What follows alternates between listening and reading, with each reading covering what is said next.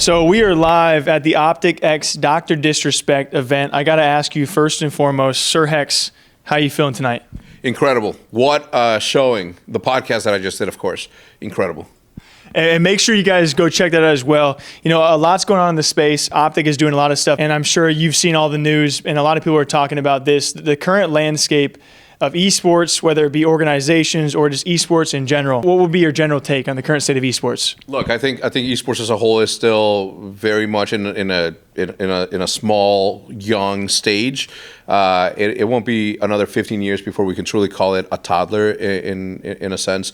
But if you're talking about FaZe and what they're going through, obviously with their stock price, I have a very strong opinion on the fact that if you look at FaZe at its core value as brand power, influence in the space, audience in the space, that's all going well. Something's happening above. Right at the corporate level, that's sort of holding it back. I feel for my little, I don't want to say little brothers, but for my young brothers over at FaZe, because it can feel good to have everything that you need in order for your team to continue to thrive the way it has been, and not being able to do that because of external circumstances, internal, external circumstances. And this esports space is wide and vast. It's gone through so many changes, especially since you've been in it. So where do you see the future of this esports space going? Obviously, you just kind of mentioned it's going to be a while before it's even a toddler. Yeah. So where do you see the future going? It's got to develop into what we all know it's going to be, right? You have, if you take into consideration audience reach and you compare those to traditional sports that are worth billions, then you truly start to see what this thing can become if we do it the right way. If Jerry Jones in the beginning of all this had the opportunity to have this camera handheld and record the process of its team to become the America's team, then he would have had that, right? And it's up to us to use all of the technology that we have at our disposal in order to cover the space the way that we want to cover it, right? The way that the people that built it want to cover it. So I think that it's going to get to the point to where it's more popular than traditional sports. It's just it's a foregone conclusion if you look at the data. Let's take a massive switch, though. The ongoings in Call of Duty League. What OpTic is doing in terms of content, in terms of watch parties, I think a lot of people can respect in terms of carrying viewership for the Call of Duty League, and that's undeniable at this point. We've obviously heard the rumors of a potential switch from Twitch to YouTube. So where do you see the future of CDL going if that switch were to be made? Well, one, I hope that the switch doesn't get made. I think the ownership group as a whole has been very boisterous to the league as to our preference, which is to stay on Twitch because of the audience.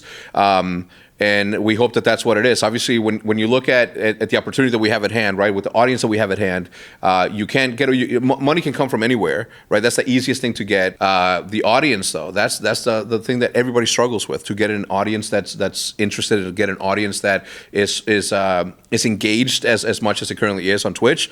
And look, we are lucky in saying, and we're lucky in the ability to just say that we're going to go wherever we go, and the audience is going to be there with us. We've always been very good at migrating the green wall from place to place because we've developed that bond.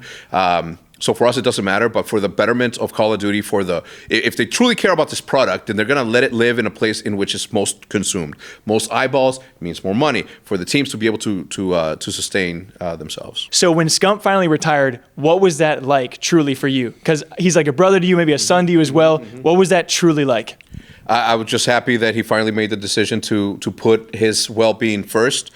He's a very selfless person. He stuck around, I think, like an extra year just because we didn't know where the team was going to be truly from a transitional standpoint. But we've lost superstars in the past, right? With Nate when he left, like that one, just like this one. In his case, it broke my heart a little bit more because he went and did his own thing, and he did the right thing. Look at how valuable his team is. Look at how happy he is.